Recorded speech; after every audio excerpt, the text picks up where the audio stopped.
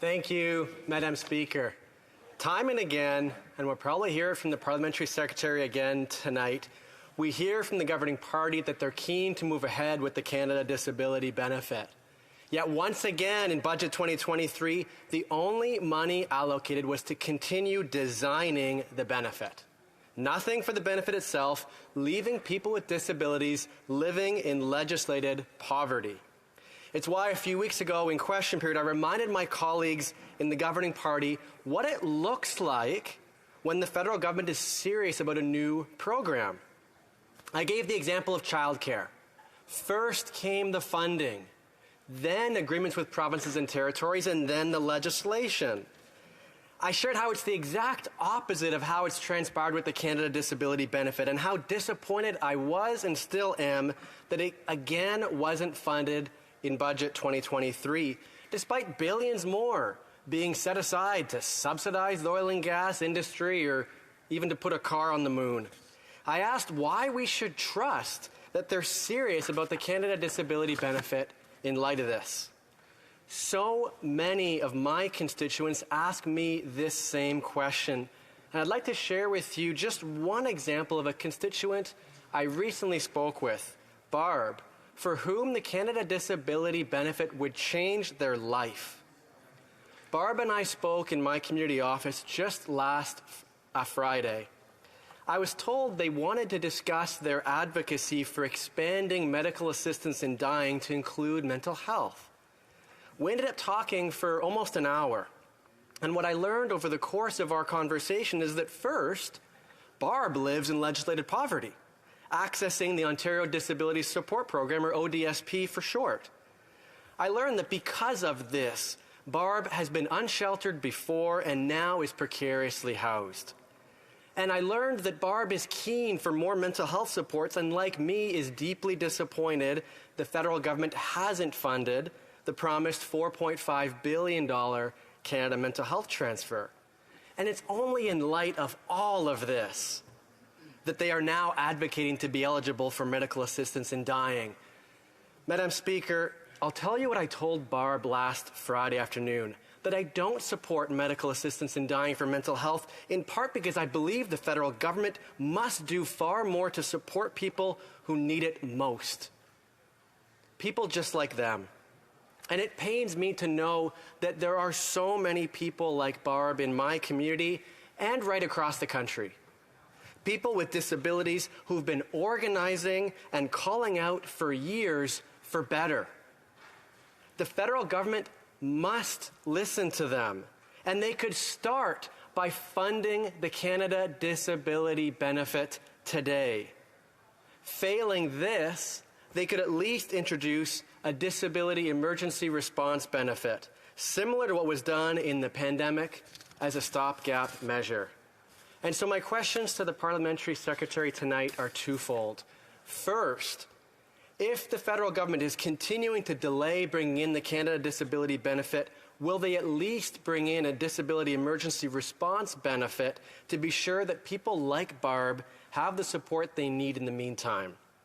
And if not, what will the federal government do to show that they really are serious about the Canada Disability Benefit?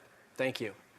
Parliamentary Secretary to the Government House Leader. Thank you, Madam Speaker. I'd like to begin by thanking the member from Kitchener Centre for his question and, of course, for his advocacy on behalf of Canadians with disabilities. Furthermore, I'd like to thank him for his excellent work in getting Bill C-22 through committee and improving that bill along the way. So thank you to the honourable member through you, Madam Speaker, for his tremendous advocacy and great teamwork. I want to especially acknowledge the work of advocacy of the Honourable Minister of Employment, Workforce Development and Disability Inclusion. The Minister has been working tirelessly throughout her career to promote the rights of persons with disabilities. Madam Speaker, the Minister understands that the challenges that so many persons with disabilities face each and every day. She understands that many working-age persons with disabilities face a challenging income gap. That's why she's been working tirelessly to create the groundbreaking Canada Disability Benefit, which the member referenced, an income supplement with the potential to seriously reduce poverty and improve financial security for hundreds of thousands of working-age persons with disabilities. Like my colleague, the Minister wants to see Canadians with disabilities receive the new Canada Disability Benefit as quickly as possible.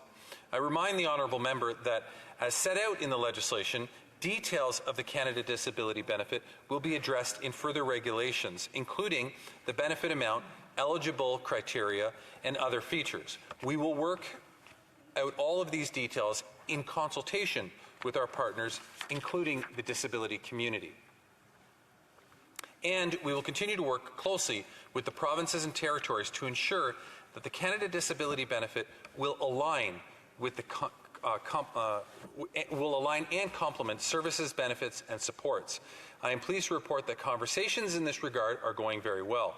There is a shared commitment to improving the lives of persons with disabilities across this country. Madam Speaker, the Canada Disability Benefit has the potential to make a profound difference in the lives of hundreds of thousands of working-age Canadians with disabilities. For that to happen, we need to take the time to do things the right way, and that is exactly what we are doing. Thank you, Madam Speaker.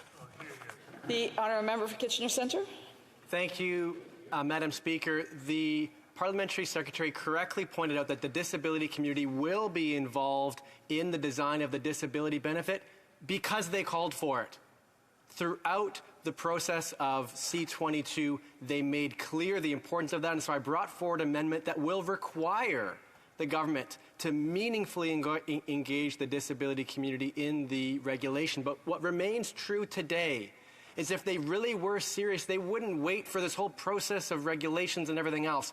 Just like childcare, they would start by funding it and then move forward with the rest. Why not do the same here? Parliamentary Secretary.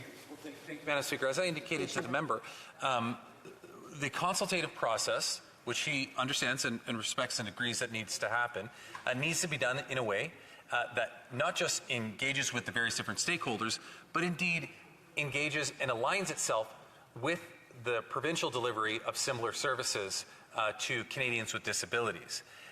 Making this happen, although we would love to see it happen quicker, I don't understand why it would be suggested that anybody wouldn't want to see that happen quicker. Making this happen will take the necessary time to get it right. And what's most important here, Madam Speaker, is to get it right.